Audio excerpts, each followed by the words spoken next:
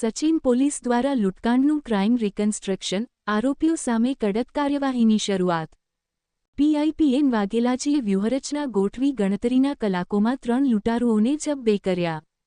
પ્રજાપંખ સચિનની report. Surat શહેરના Sachin police station વિસ્તારમાં 28મી જાન્યુઆરીએ થયેલી ગંભીર લૂંટકાંડની ઘટનાને પગલે સચિન પોલીસ દ્વારા કાયદાકીય તપાસને વધુ મજબૂત બનાવવા માટે પીઆઈપીએન વાઘેલાજીએ વ્યૂહરચના ગોઠવી ગણતરીના કલાકોમાં 3 લૂંટારુઓને જબ્બે કરી આગળની તપાસ શરૂ કરેલ.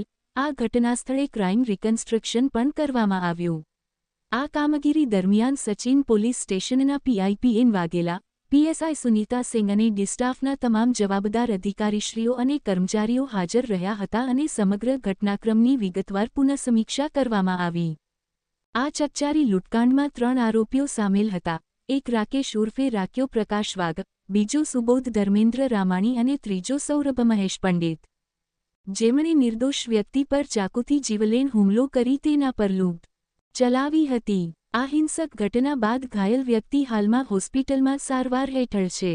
જો કે, પીઆઈપીએન વાઘેલાની તત્પરતાને કારણે માત્ર કેટલાક કલાકોમાં જ આ 3 આરોપીઓને ઝડપી લેવામાં સફળતા મળી હતી. જ્યારે ઝોન 6ના ડીસીપી રાજેશ પરમાર ઘટના બાદ તરત જ ઘટનાસ્થળે પહોંચ્યા હતા અને સમગ્ર તપાસનું બારીકાઈપૂર્વક નિરીક્ષણ કર્યું. તેમની માર્ગદર્શન હેઠળ આરોપીઓ સામે કડક કાયદાકીય કાર્યવાહી શરૂ કરવામાં આવી છે.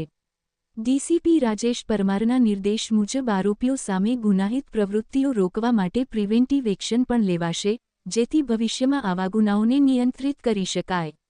પોલીસ દ્વારા હવે આરોપીઓ પર કાની ઘોર કલમો લગાડવામાં આવી રહી છે, જેથી કાયદાનું સખત પાલન થાય અને અન્ય ગુનાહિત તત્વો માટે કડક સંદેશો જાય. સચિન પોલીસની આ વીકમાં આ બીજી ક્રાઇમ રિકન્સ્ટ્રક્શનની ઘટના છે, જેથી પ્રજાએ પોલીસને શાબાશી આપી છે. આ ઘટના પછી તેમની સજાગતાને વધુ મજબૂત બનાવી છે અને પ્રજાને વિશ્વાસ અપાવ્યો છે કે શહેરની શાંતિ અને સુરક્ષા તેમની પ્રાથમિકતા છે. પોલીસની ઝડપી અને સખત કાર્યવાહી દ્વારા સૌ કોઈમાં આ વિશ્વાસ છે કે સુરત શહેરમાં કાયદો અને વ્યવસ્થાનું શાસન સતત મજબૂત રહેશે. तारीख 28 को रात को 11 बजे एक लूट का बनाव सचिन में बना था, जो दोनों आरोपियों को सचिन पुलिस ने गिरफ्तार कर दिया है और उसके विरुद्ध अभी रिकंस्ट्रक्शन भी हम कर रहे हैं और इन फ्यूचर ये होने के बाद उनके पर कड़क अटका प्रिवेंटिव एक्शन भी हम करने वाले हैं.